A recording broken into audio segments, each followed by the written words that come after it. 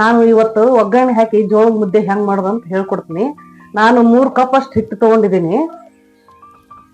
ಇವಾಗ ಒಂದು ಬಾಣಲೆ ಇಟ್ಕೊಂಡು ಎಣ್ಣೆ ಸ್ವಲ್ಪ ಜಾಸ್ತಿ ಹಾಕೊಳ್ಳಿ, ಇದಕ್ಕೆ ಗಂಟಾಗಲ್ಲ.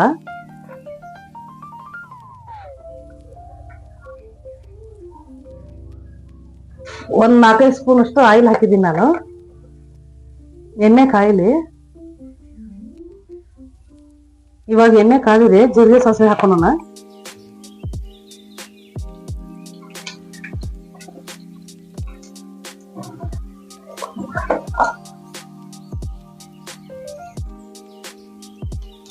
ನಾನು ದೊಡ್ಡ ಈರುಳ್ಳಿದ ಒಂದ್ ಈರುಳ್ಳಿ ತಗೊಂಡಿದ್ದೀನಿ, ದೊಡ್ಡ ತಗೊಂಡಿದ್ದೀನಿ. ಒಂದು ಬೌಲ್ ಆಗಿದೆ, ಅಷ್ಟು ಹಾಕೊಳ್ಳಿ. ಜಾಸ್ತಿನ ಬೇಕಿದಕ್ಕೆ ಮಸಾಲ. ಹಸಿಮೆಣಸಿನ್ಕಾಯಿ ನಿಮ್ಮ ಖಾರಕ್ಕೆ ಎಷ್ಟು ಬೇಕೋ ಅಷ್ಟು.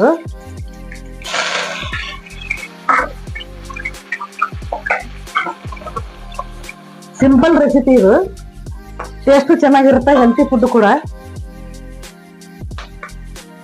ಎಣ್ಣೆ ಜಾಸ್ತಿ ಹಾಕೊಂಡ್ರ ನಿಮ್ಗ ಹಿಟ್ಟು ಗಂಟಾಗೋದಿಲ್ಲ, ಕಲಿಯರ್ಗೂ ಈಸಿ ಆಗುತ್ತ. ಇದು ಈರುಳ್ಳಿ ಬೇಯ್ತಾ ಇರ್ಲಿ. ಟೊಮೆಟೊನ ಕಟ್ ಮಾಡಿ ಹಾಕಿದ್ರ ತೆಗಿತಾರಂತ ಹೇಳಿ ನಾನು ಒಂದ್ ದೊಡ್ಡ ಟೊಮೆಟೊನ ರುಬ್ಬಿ ಹಾಕ್ತಾ ಇದ್ದೀನಿ. ಒಂದೇ ರೌಂಡ್ ಮಾಡ್ಕೊಂಡಿದ್ದೀನಿ, ಸರಿಯಾಗಿ ರುಬ್ಬಿದ್ದೀನಿ ನಾನು. ಇವಾಗ ಇದಕ್ಕೆ ಅರಿಶಿನ ಪುಡಿ ಹಾಕೋಣ. ಒಂದ್ ಅರ್ಧ ಟೀ ಸ್ಪೂನ್ ಅಷ್ಟು ಅರಿಶಿನ ಪುಡಿ. ಉಪ್ಪು ರುಚಿಗೆ ತಕ್ಕಷ್ಟು ಹಾಕೋಬೇಕು. ನೀರ್ ಹಾಕಿದ ಮೇಲೆ ಹಾಕ್ತೀನಿ ನಾನು ಉಪ್ಪು.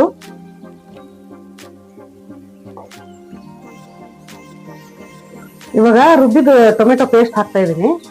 ಎಣ್ಣೆಲಿ ಸ್ವಲ್ಪ ಬಾಡಿಸ್ಕೋಬೇಕು, ಹಸಿ ವಾಸನೆ ಹೋಗ್ಲಿ.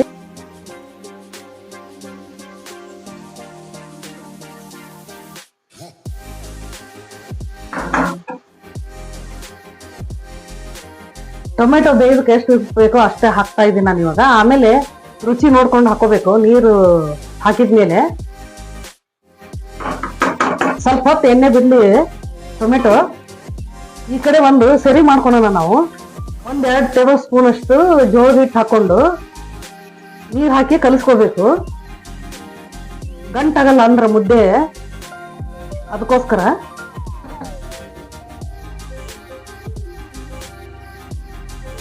ಗಂಟಿಲ್ಲದಂಗೆ ಕಲಿಸ್ಕೋಬೇಕು. ನಿಮಗ್ ಮುದ್ದೆ ಮಾಡಕ್ ಬರ್ಲಿಕ್ಕಂದ್ರ ರವೆ ಹಾಕಿ, ಸ್ವಲ್ಪ ರವೆ ಹಾಕಿ ಮಾಡ್ಕೊಳ್ಳಿ ನೀರ್ ಕುದಿ ಮುಂದ.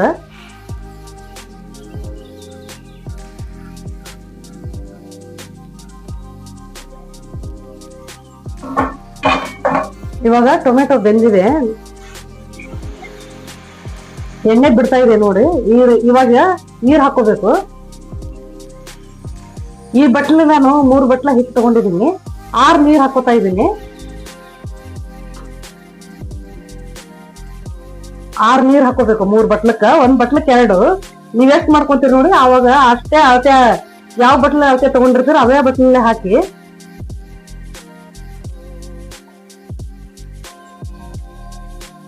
ಇವಾಗ 6 ಬಟ್ಲು ನೀರ್ ಆಗಿದೆ. ಇದಕ್ಕ ರುಚಿಗೆ ಎಷ್ಟು ಬೇಕೋ ನೀರಿಗೆ ಅಷ್ಟು ಉಪ್ಪು ಹಾಕೊಳ್ಳಿ. ಹಿಟ್ಟಿಗೆ ನೀರಿಗೆ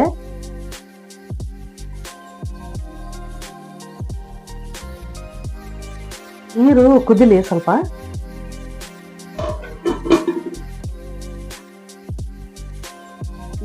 ಇವಾಗ ನೀರು ಕುದಿತಾ ಇದೆ. ಸ್ವಲ್ಪ ಹುಣಸೆಹಣ್ಣಿನ ರಸ ಹಾಕೋಣ ಹುಳಿಗೋಸ್ಕರ. 1-2 ಸ್ಪೂನ್ ಅಷ್ಟು. ನಿಮಗ್ ಬ್ಯಾಡ್ ಅಂದ್ರೆ ಸ್ಕಿಪ್ ಮಾಡ್ಕೊಳ್ಳಿ.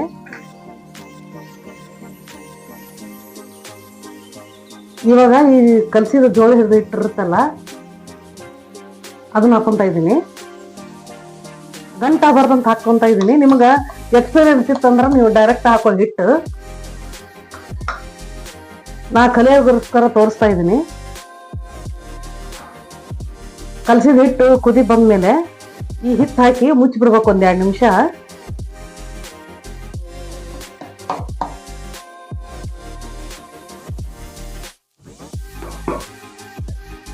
ಇಲ್ಲಾಂದ್ರ ತಿರ್ಗಿಸ್ಕೊಂಬಿಡಿ. ಗ್ಯಾಸ್ ಫ್ಲೇಮು ಕಡಿಮೆ ಇಟ್ಕೊಳ್ಳಿ.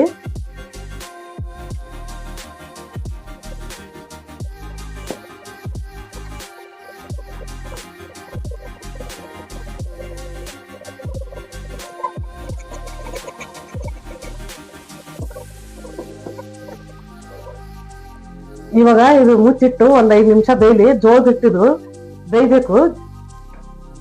ನಿಮ್ಗ ಗಂಟಾಗೈತಿ ಅನ್ಸುತ್ತಂದ್ರ ಈ ರೀತಿ ಇದು ತಗೊಂಡು ನೋಡಿ ಗೊತ್ತಾಗತ್ತೆ ಹಿಟ್ಟು. ಇದು ಗಂಟಾಗಿಲ್ಲ ನೋಡಿ. ಇವಾಗ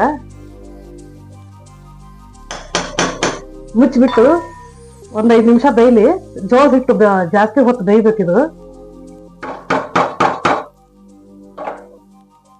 ಮೇಲೆ ಸ್ವಲ್ಪ ಕೊತ್ತಂಬರಿ ಸೊಪ್ಪು ಹಾಕೋಣ.